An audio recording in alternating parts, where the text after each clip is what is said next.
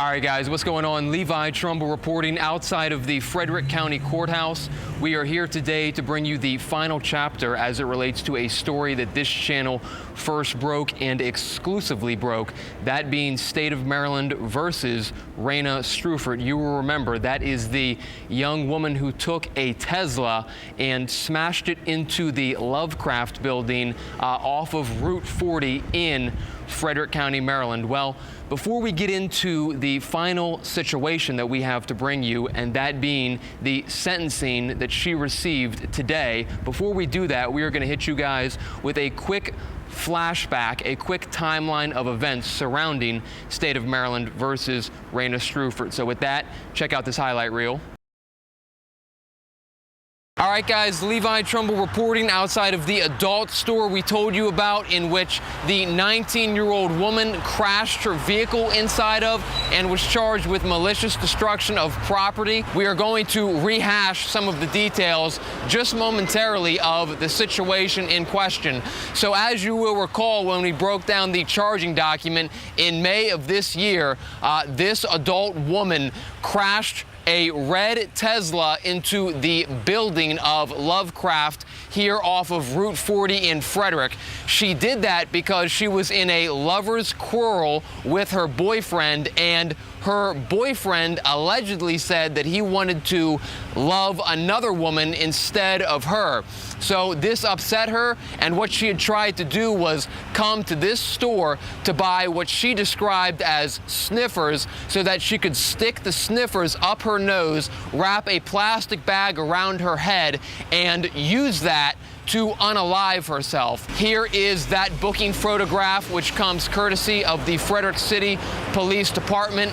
In this photograph, as you can see, we have Reina Streufert. She has pink hair. We are here today to provide you guys with an update as it relates to a judicial case, a criminal case that this channel first broke, that being State of Maryland versus Reina Streufert. Today is February 5th. We are out here reporting, and she just had her pre-trial conference. This pre-trial conference ultimately turned into a plea hearing where she would plead guilty to that one single count in the Circuit Court for Frederick County for malicious destruction of property over $1,000 in value. Defense in the case was trying to get Reina a probation sentence, but the judge was not ready to move so quickly, and she actually reserved a restitution sentence and also reserved final sentencing for another 60 days. So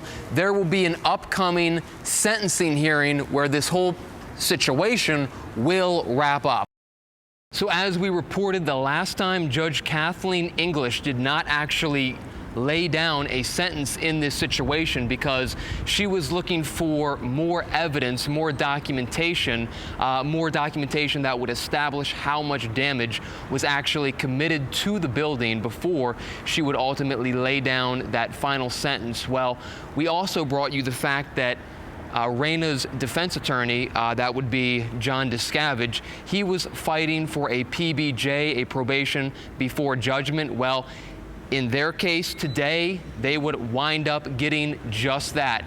Reina today was sentenced to probation before judgment. She was also given 2 years of supervised probation, and as we also understand it, Reina was also ordered to engage in some sort of mental health screening, some sort of mental health therapeutic remedy that would help whatever underlying issue that could be going on. So we know that was something that came up as well today. We also know that Reina was ordered to pay $145 in court costs, and one of the things that is on the hearing sheet is they actually converted that original guilty plea, because you will remember she voluntarily pled guilty to that charge of malicious destruction of property over $1,000. That guilty plea was converted into a PBJ disposition. So at this point, that has been taken care of as well. Another thing that I want to quickly point out before we wrap up the segment is that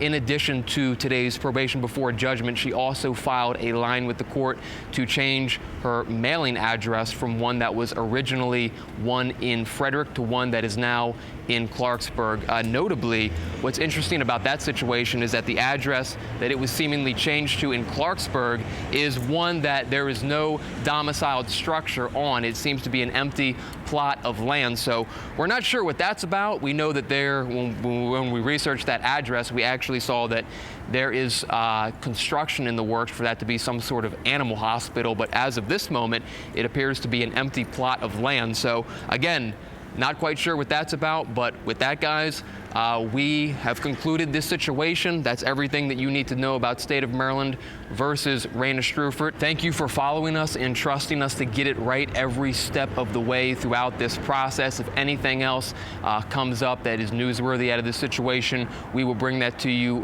but we don't think that there probably will be. So with that, guys, we close out the coverage of this situation, and we will catch you guys very soon.